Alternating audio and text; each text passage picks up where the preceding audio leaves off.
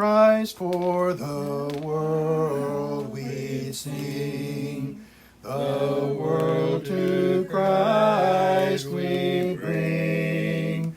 With loving zeal, the poor and them that mourn, the faint and overborne, sin sick and sorrow worn, whom Christ doth heal. Christ for the world we sing. The world to Christ we bring.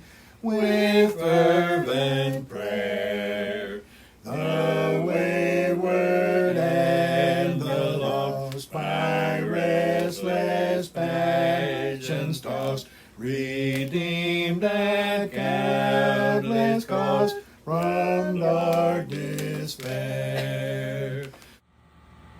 Hello, welcome to our Bible study. My name is Clint McElroy, and today we'll be in 2 Samuel chapter 21. The material today contains mature themes, so please be advised before showing this to children. We will be meeting today at 10 a.m., so please join us if you can. Hope to see you there. Masks will be available at the door for anyone who needs one. If you're sick in any way, please don't come to the auditorium, but instead stay home and enjoy the streaming service. We'll also be meeting at 9 a.m. for classes, so please join us for those. You're welcome to join us in the auditorium to watch this class on the large screen there. We have these English Standard Version Bibles available for anyone who'd like to have one. If you care to have one, please contact our church office and we'll make arrangements to get you one. Our sick list is long, so please refer to our bulletin for more information. Do please keep in your prayers the people suffering from violence, both here in this country and also abroad, especially those in the war zone of Ukraine, and also keep in your prayers the potential of violence in regards to Taiwan. We'll pray for our president, who has been diagnosed again with COVID. I understand from the most recent news report that I've heard. We've had many removed from our sick list because they are in much better shape than they were, so we're very happy that God has answered our prayers. As is our custom, we want to keep in mind the story of the two men on the road to Emmaus. They were joined by a third man on the way. When they got to their destination, that third man revealed himself to be Jesus, the resurrected Savior, and then left their company. As they reflected on the time that they had spent with him, they realized that there had been a burning in their heart while he was with them. It's that burning that they had in their hearts that we hope to kindle in our own hearts by drawing closer to the Lord through a study of his Word. We also want to keep in mind the admonitions of Leviticus chapter 19, to be holy, for the Lord our God is holy. And we also want to remember the story of Rehoboam, Jeroboam, and the prophet that came to Jeroboam. Rehoboam received the kingdom from Solomon after Solomon's passing, and in following bad advice from young advisors, he brought hardship on the people of Israel, and as a result, the people of Israel rebelled against him, and there was a division. God had predicted this. It was actually a judgment against Solomon for the things that Solomon had done that caused these things to come about, and he had appointed Jeroboam to take charge of this northern kingdom when it separated from the kingdom that Rehoboam inherited. Jeroboam knew about this even during the time of Solomon, and so he lived in exile until the time that Solomon died. But he came back and took charge of the northern tribes as the kingdom of Israel. Now, he did not do what God had advised him to do. Instead, he saw that the people of Israel were going down into Jerusalem to worship the Lord, and he didn't like that. So he set up high places in the mountains and told the people that they should worship God that had delivered them from Egypt there. This was an abomination to the Lord. The Lord didn't just let Jeroboam do this. He sent a prophet from Judah. That prophet came and told Jeroboam that he was doing wrong. Jeroboam ignored him. There's a whole story about that. It's a very interesting read. But the point here is that he was warned, and he still chose to follow his own path against God's will. Now, this prophet that came to tell Jeroboam that he was doing wrong had also been instructed to go home after doing so, and he was on his way home when he was met in the way by a prophet from Israel who had heard of his presence there and wanted the honor of his company. This prophet from Israel told the prophet from Judah that he'd received message from the Lord that the prophet from Judah should have a meal with him. The prophet from Judah liked this, so he went home with the prophet from Israel. to have a meal with him, and found out that this was not God's will, and that God was going to require his life of him because of it. And indeed he did die as he tried to go home from there. It's a terrible story. It's a terrible story of misplaced trust. It's a terrible story of the way God looks at disobedience. Even in the light of someone else telling a false narrative, he is more concerned about the person that believed the false narrative than the person who told the false narrative. It's a terrible, terrible thing. It is reflective of the relationship that God had with Israel from that point forward, because they believed the lie of Jeroboam and let the people continually worship God in those mountainous places where God had not authorized worship. It's terrible to see that this had happened to the people of Israel. It's terrible to imagine that we may fall prey to the same thing today. We have to take care that the messages we believe to be from God are in fact from God. That's why we study. We study so that we can identify when someone is bringing us a message that is in accord with God's Word, and recognize messages that are not in accord with God's Word. So I hope you will go with me now as we enter into this study, that you will be encouraged by what we find there. 2 Samuel chapter 21 from the English Standard Version. Now there was a famine in the days of David for 3 years, year after year, and David sought the face of the Lord, and the Lord said, "There is blood guilt on Saul and on his house, because he put the Gibeonites to death." So the king called the Gibeonites and spoke to them. Now the Gibeonites were not of the people of Israel, but of the remnant of the Amorites, although the people of Israel had sworn to spare them. Saul had sought to strike them down in his zeal for the people of Israel and Judah. Verse 3. And David said to the Gibeonites, "What shall I do for you? How shall I make atonement, that you may bless the heritage of the Lord?" The Gibeonites said to him, "It is not a matter of silver or gold between us and Saul or his house, neither is it for us to put any man to death in Israel." And he said, "What do you say that I shall do for you?" They said to the king, "The man who consumed us and planned to destroy us, so that we should have no place at all in the territory of Israel, let 7 of his sons be given to us, so that we may hang them before the Lord at Gibeah of Saul, the chosen of the Lord." And the king said, "I will give them." Verse 7. But the king spared Mephibosheth, the son of Saul's son, Jonathan, because of the oath of the Lord that was between them, between David and Jonathan the son of Saul. The king took the 2 sons of Rizpah the daughter of Aiah, whom she bore to Saul, Armani and Mephibosheth, and the 5 sons of Merab the daughter of Saul, whom she bore to Adriel the son of Barzillai the Maholathite. Verse 9. And he gave them into the hands of the Gibeonites, and they hanged them on the mountain before the Lord, and the 7 of them perished together. They were put to death in the first days of harvest, at the beginning of the barley harvest. Verse 10. Then Rizpah the daughter of Aiah took sackcloth and spread it for herself on the rock, from the beginning of harvest until rain fell upon them from the heavens. And she did not allow the birds of the air to come upon them by day, or the beasts of the field by night. When David was told what Rizpah the daughter of Aiah, the concubine of Saul, had done, David went and took the bones of Saul and the bones of his son Jonathan from the men of Jabesh Gilead, who had stolen them from the public square of Bethshan, where the Philistines had hanged them on the day the Philistines killed Saul on Gilboa. Verse 13. And he brought up from there the bones of Saul and the bones of his son Jonathan, and they gathered the bones of those who were hanged, and they buried the bones of Saul and his son Jonathan in the land of Benjamin and Zelah, in the tomb of Kish his father, and they did all that the king commanded. And after that God responded to the plea for the land. Verse 15. There was war again between the Philistines and Israel, and David went down together with his servants, and they fought against the Philistines.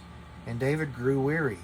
And Ishbi-Benob, one of the descendants of the giants, whose spear weighed 300 shekels of bronze, and who was armed with a new sword, thought to kill David.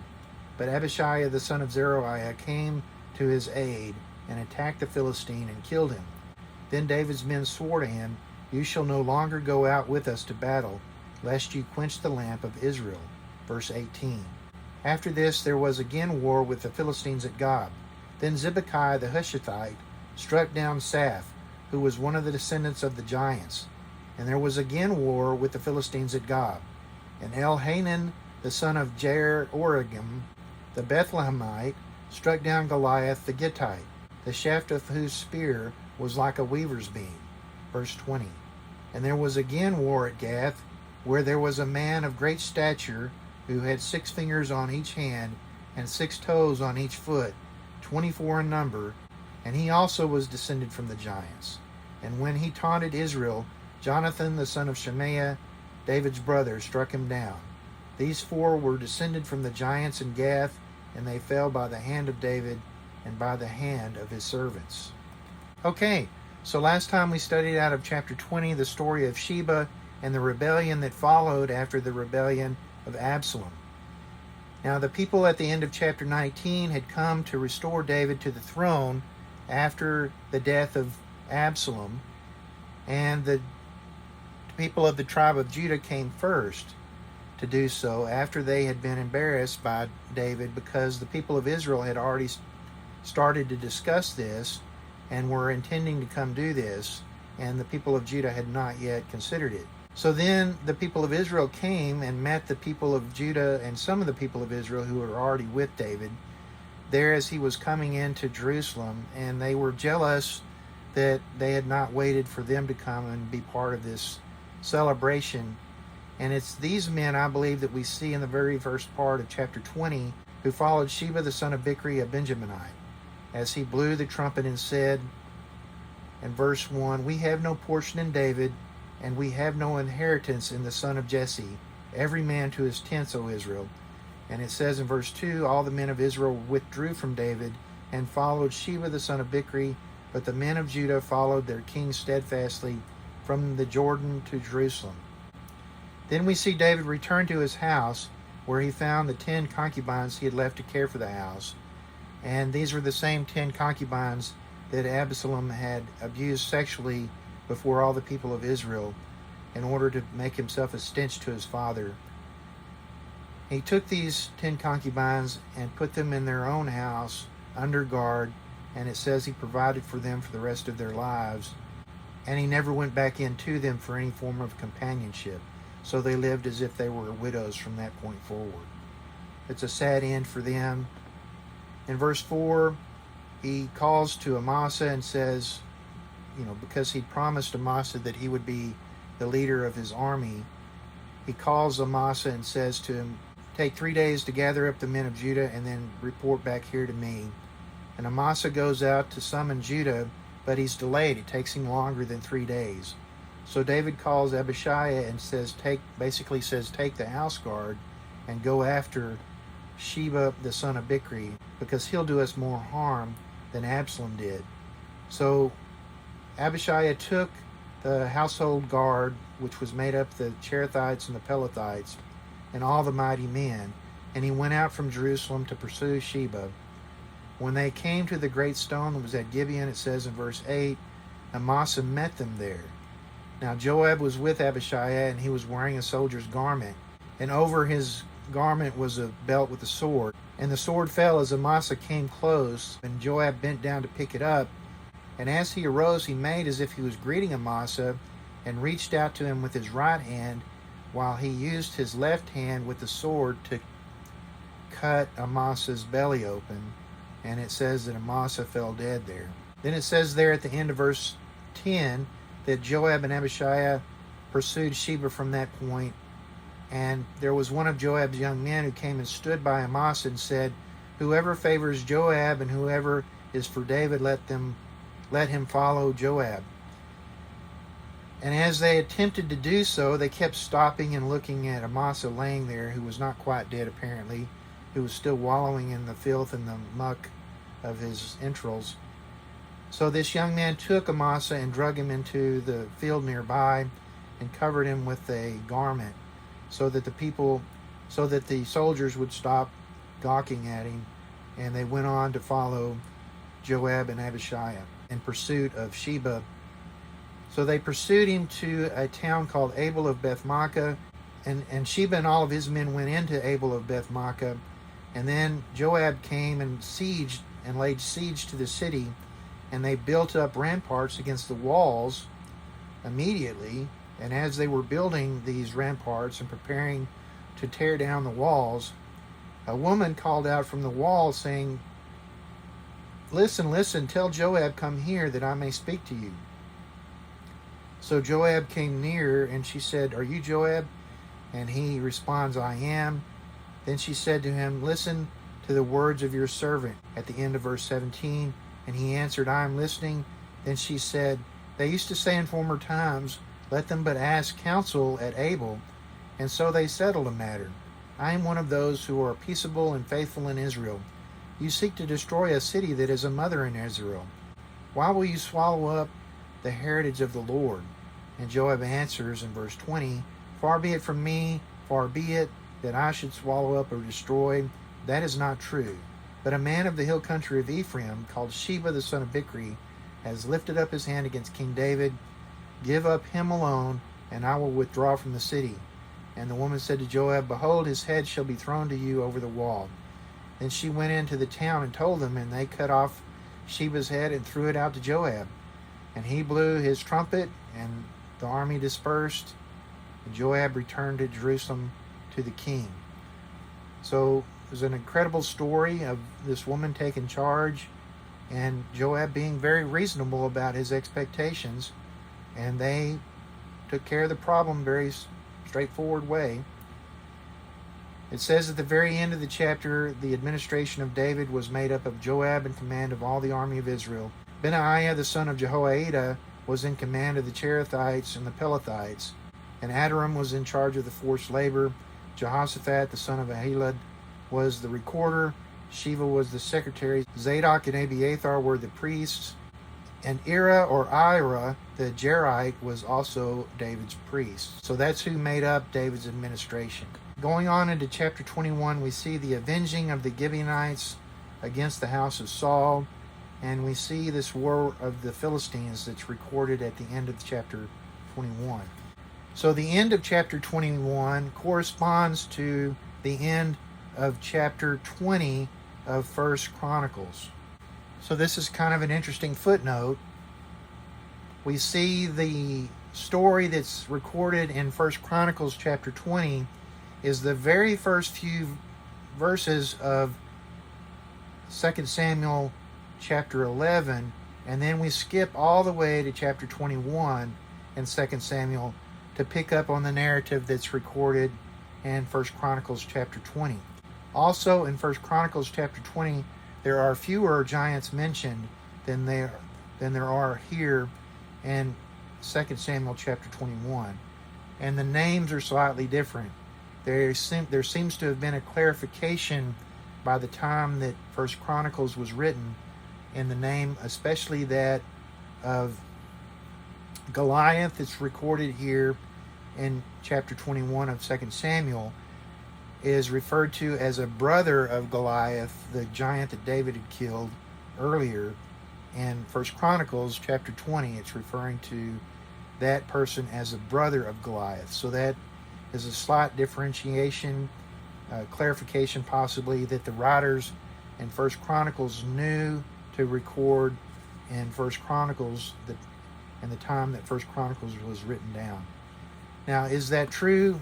I don't have any way to verify that. I'm not sure that they knew it as certainly as they seem to, because they wrote down the story of 3 of these giants when it's explicitly stated that there were 4 here in this chapter. So just that is said, we'll go on into chapter 21. It says in verse 1, "Now there was a famine in the days of David for 3 years, year after year." So David took this to mean that there was something wrong. It was apparently not uncommon for them to have problems with their climate. They had issues with famine and drought, just like we do. But when you had it for long-term periods, David recognized this was something beyond natural occurrence. This had to do with the way the people were being treated by God. And he came and sought the face of the Lord. And the Lord said, "There is blood guilt on Saul and on his house, because he put the Gibeonites to death." So this is significant because all of Israel was being punished for the action of a dead king who was already dead because he displeased the Lord. The Lord did not leave the matter as settled as far as the guilt that Saul bore for his killing of all those Gibeonites. So this was now faced by the people of Israel. They were having to deal with this guilt that was borne out against Saul for these deaths. Now you can look to current events and see that we in our time have similar issues that may possibly explain much in our current events.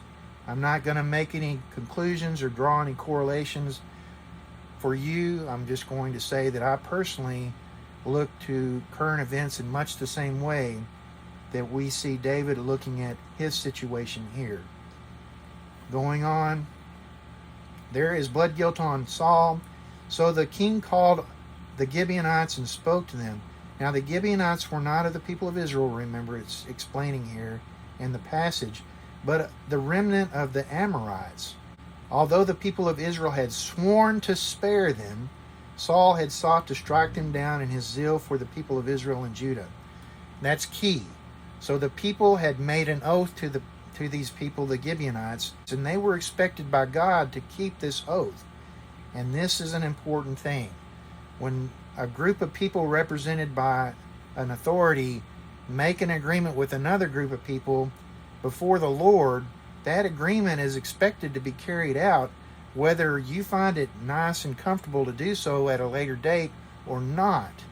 And that is as much as I'll get into current events. David said to the Gibeonites, "What shall I do for you? How shall I make atonement that you may bless the heritage of the Lord?" So he was seeking a deliverance from their need to have some kind of resolution to this issue. The Gibeonites said to him, "It is not a matter of silver or gold between us and Saul or his house. Neither is it for us to put any man to death in Israel," which is an interesting thing because of what follows. So they're saying we don't want any gold or silver, we don't want payment, and we're not interested in killing anybody specifically in Israel at large. But David said, "What do you say that I shall do for you?"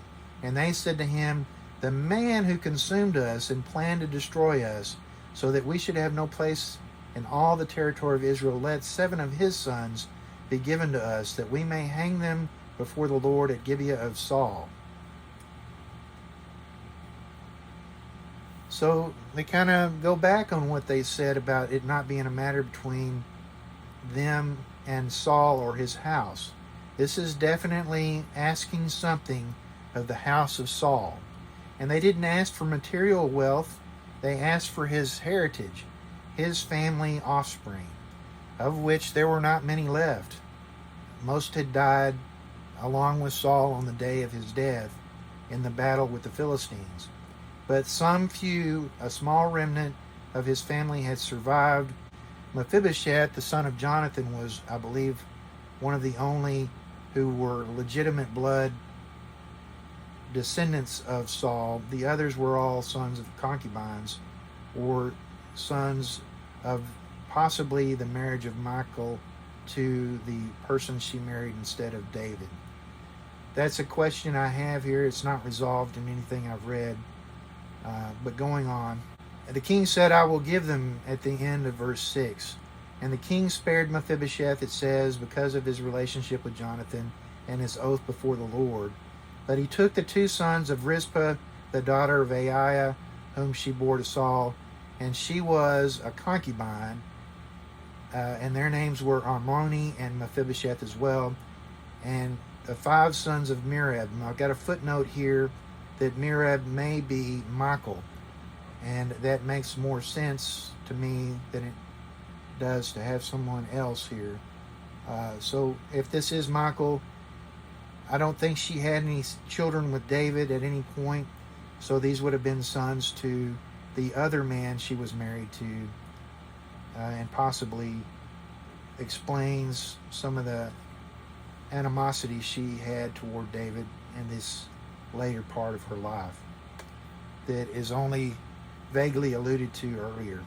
It goes on to identify specifically whom she bore to Adriel, the son of Barzillai the Maholathite. So these names are not similar to the earlier passage. The name there is identified as Laish. So I don't know that this is a reasonable explanation at this point to say that Merib is Michael, but it is a footnote I have here. And they hanged them on the mountain before the Lord. 7 of them perished there together in the first days of the harvest, and that being a reference because of the rest of the story here. In verse 10, Rizpah, the daughter of Aiah, took sackcloth and spread it for herself on the rock. So basically she camped out before these men who'd been hanged, and she fought off the birds and she fought off the beasts to keep them from being violated. And when David heard what Rizpah had done, he went and took the bones of Saul and Jonathan from the people of Jabesh Gilead, who'd rescued the bones from the Philistines, if you'll remember that story. And he brought them up and took the bones of these men who'd been hanged and buried the bones of Saul and his son Jonathan in the land of Benjamin and Zelah in the tomb of Kish his father.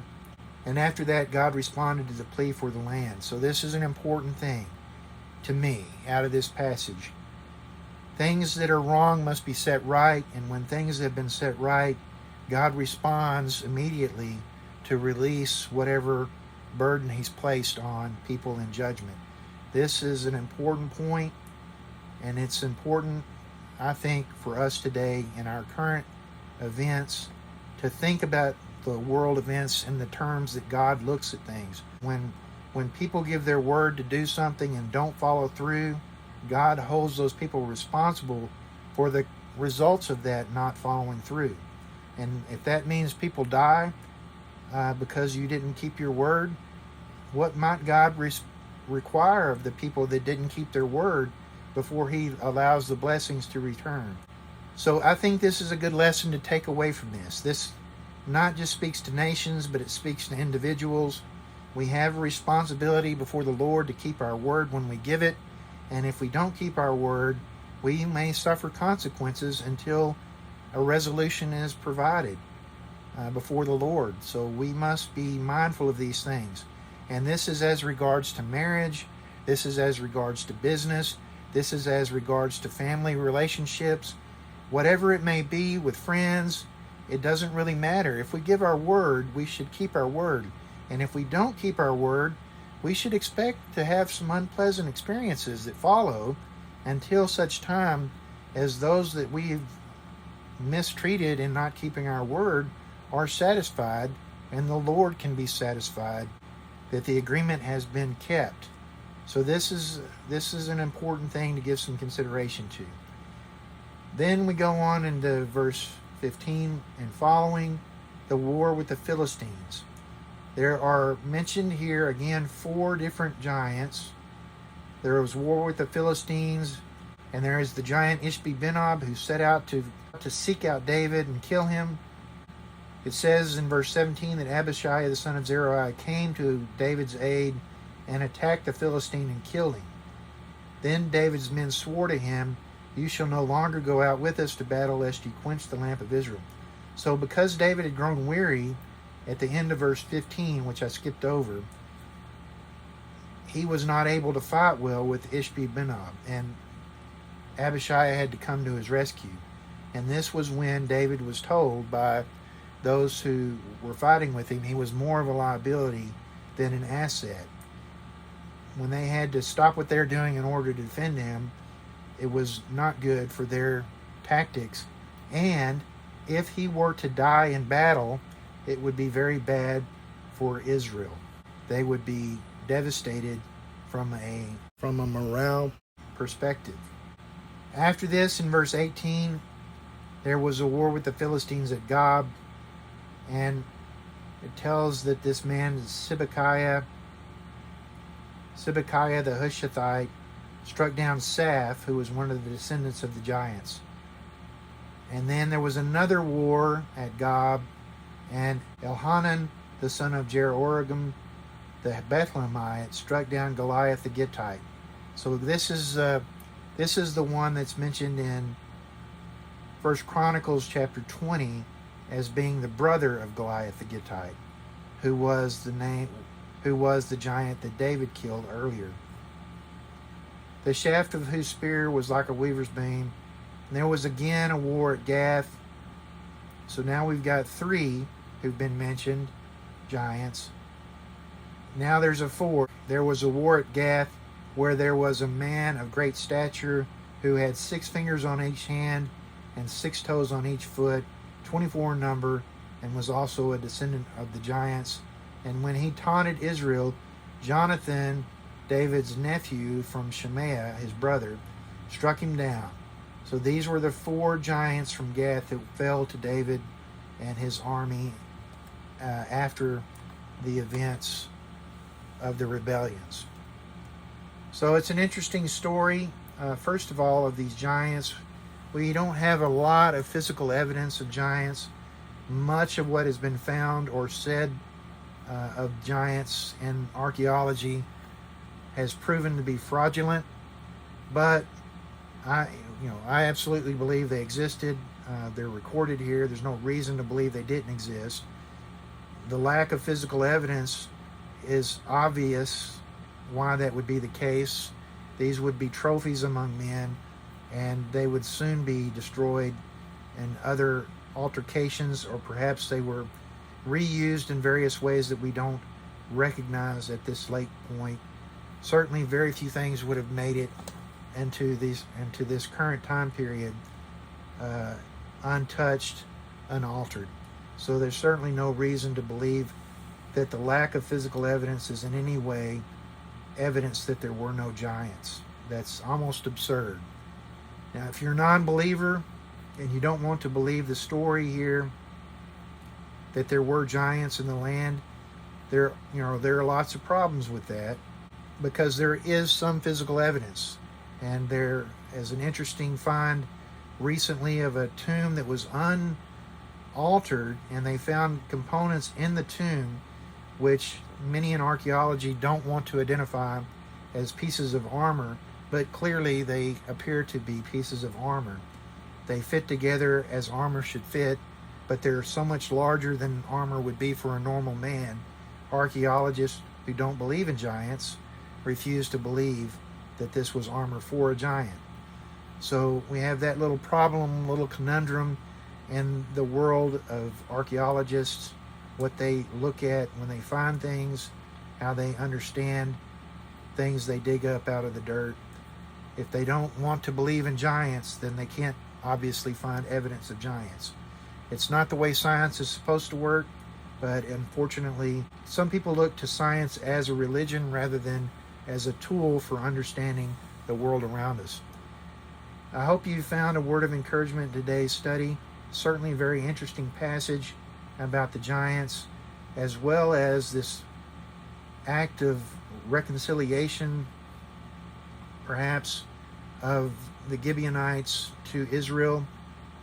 I don't really know what to make of that in general, because the Lord really didn't like the people of the land, but he wanted the people to honor their obligations to the Gibeonites here, and they had one. They had an obligation.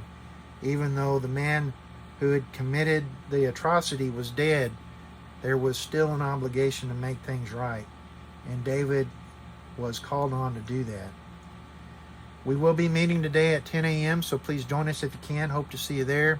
If you're sick in any way, please don't come to the auditorium, but instead stay home and enjoy the streaming service. God bless and have a great week.